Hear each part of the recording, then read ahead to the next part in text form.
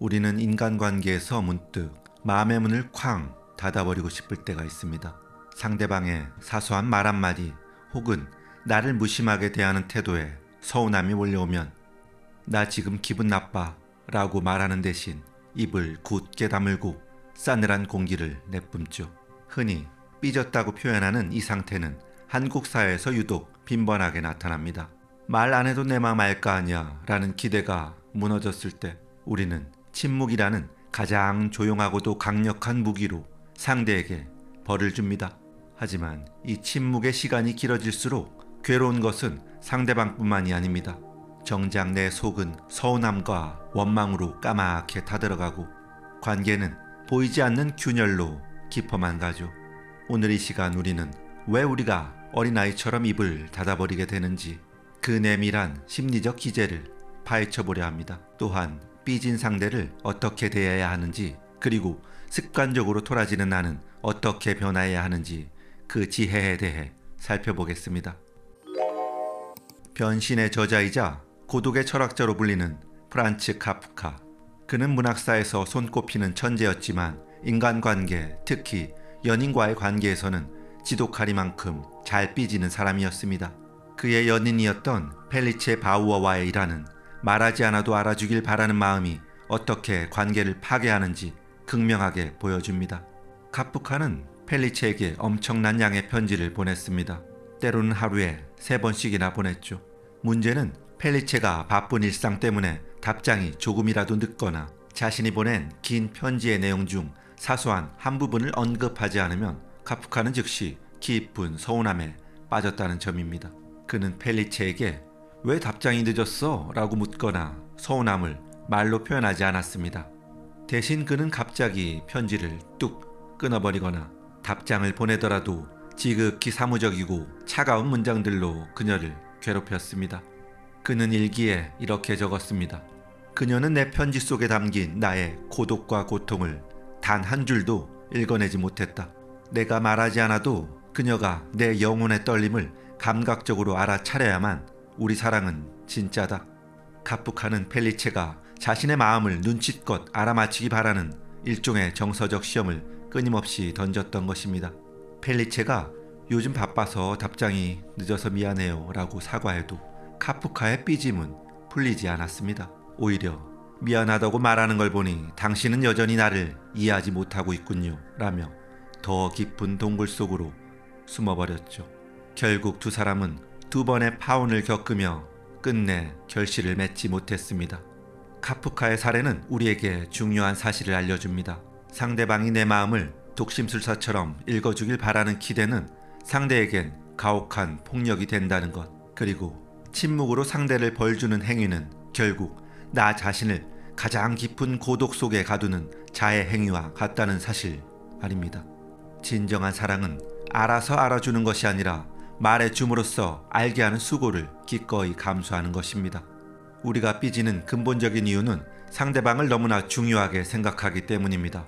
심리학적으로 삐짐은 수동 공격성의 일종입니다.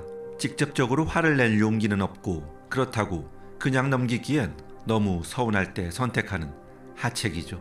19세기 철학자 아르투어 쇼펜하우어는 인간의 이러한 의존적 심리를 날카롭게 통찰했습니다. 인간은 타인의 시선과 인정이라는 거울을 통해서만 자신의 가치를 확인하려 든다.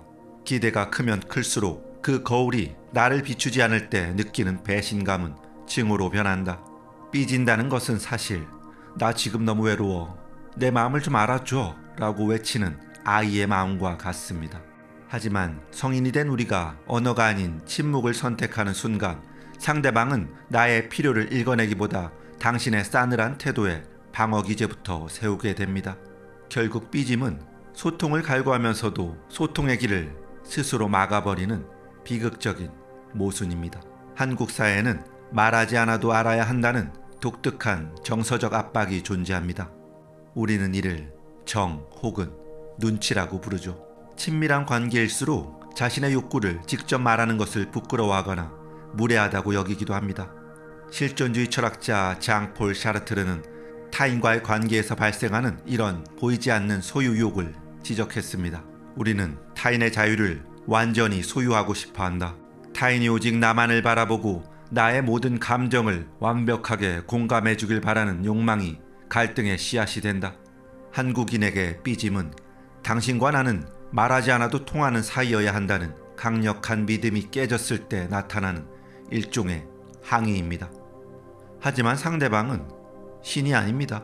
당신의 마음속을 엑스레이처럼 들여다볼 수가 없죠.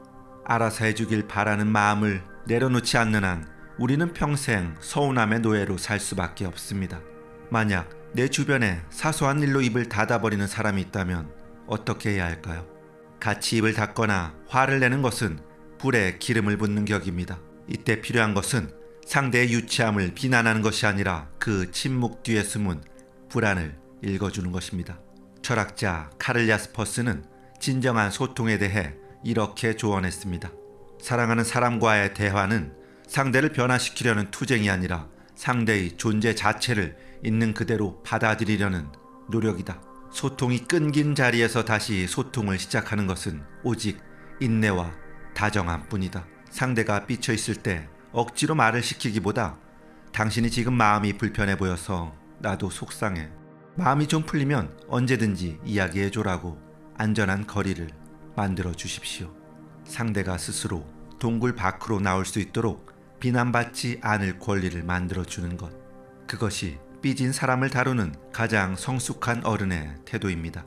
습관적으로 토라지는 자신 때문에 괴롭다면 이제 자신의 감정을 언어화하는 연습을 해야 합니다. 뇌과학적으로 볼 때 감정을 입 밖으로 내뱉는 것만으로도 뇌의 공포센터인 편도체는 안정을 찾습니다.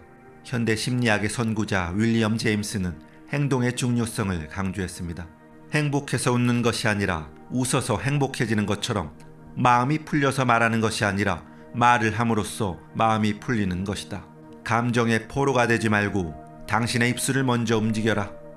서운함이 몰려올 때 딱 3초만 멈추고 생각하세요. 내가 지금 바라는 게 뭐지? 그리고 그것을 아주 정중하게 한 문장으로 만드십시오. 아까 당신이 내 말을 자르고 지나가서 조금 서운했어 라고 말이죠. 말하는 것은 지는 것이 아니라 관계를 주도하는 용기입니다. 삐쳤을 때 우리의 몸은 팽팽하게 긴장됩니다. 이 열기를 식히기 위해서는 감정을 억누르는 것이 아니라 그 감정이 내 몸을 지나가게 두는 이완이 필요합니다. 18세기 영국의 사상가이자 예술가인 윌리엄 블레이크는 인간의 감정적 분노를 다스리는 법에 대해 이렇게 시적으로 표현했습니다. 분노를 억누르면 그것은 독을 품은 사과처럼 자라나지만 그것을 정직하게 마주보고 흘려보내면 영혼은 다시 맑은 정원이 된다. 감정의 폭풍 속에서 잠시 멈추어 당신의 내면을 고요히 바라보라. 입을 닫고 싶은 충동이 들 때 잠시 자리를 피하고 어깨의 긴장을 툭 풀어보십시오. 깊은 호흡과 함께 이 서운함은 내가 잠시 느끼는 구름일 뿐 나의 본질은 아니다 라고 되새기십시오. 몸의 근육이 이완될 때 상대를 향한 날선 칼날도 부드러운 대화의 도구로 바뀝니다. 오늘 우리는 관계를 소리 없이 갉아먹는 삐짐이라는 심리와 그 해법에 대해 나누어 보았습니다. 삐지는 행동은 사실 당신이 나쁜 사람이어서가 아닙니다. 그 밑바닥에는 제발 내 마음을 좀 알아줘, 나를 혼자 두지 마 라는 사랑받고 싶어하는 한 어린아이의 간절한 외침이 숨어 있습니다. 하지만 우리가 기억해야 할 서글픈 진실이 하나 있습니다. 침묵은 그 누구의 마음도 움직이지 못한다는 사실입니다. 카프카가 끝내 연인에게 전하지 못했던 그 진심들처럼 우리가 입을 닫고 있는 동안 상대방은 당신의 마음을 읽는 것이 아니라 당신의 차가운 벽에 부딪혀 상처받고 멀어질 뿐입니다. 말하지 않아도 알아주길 바라는 마음은 달콤한 낭만처럼 들리지만 사실은 상대에게 불가능한 정답을 요구하는 가혹한 시험지일지도 모릅니다. 이제 그 무겁고 차가운 침묵의 벽을 당신 스스로 허물어 보십시오. 나 지금 이것 때문에 조금 서운해 라고 말하는 것은 당신의 자존심을 굽히는 패배가 아닙니다. 오히려 당신의 감정을 스스로 책임질 줄 아는 사람만이 가질 수 있는 위대한 용기이자 관계를 지키려는 성숙한 사랑의 증거입니다. 당신이 입술을 열어 진심을 말하기 시작할 때 상대방은 비로소 당신이라는 세계로 들어갈 수 있는 길을 발견하게 됩니다. 오늘 하루 누군가에게 서운해서 입을 꾹 닫고 싶은 순간이 온다면 잠시 멈추고 자신에게 물어보세요. 내가 정말 원하는 것이 상대방을 벌주는 침묵인가? 아니면 따뜻한 이해와 화해인가?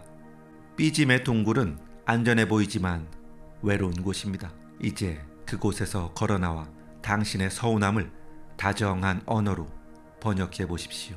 여러분이 내뱉는 솔직하고 따뜻한 한마디가 얼어붙은 관계를 녹이고 이전보다 더 깊은 신뢰의 사다리를 놓아줄 것입니다. 언제나 당신의 용기 있는 소통과 그로 인해 더 단단해질 당신의 인격을 응원합니다. 침묵을 깨고 나아가는 당신의 오늘이 그 어느 때보다 평온하고 투명하길 바랍니다. 오늘도 편안한 시간 되시길 바랍니다.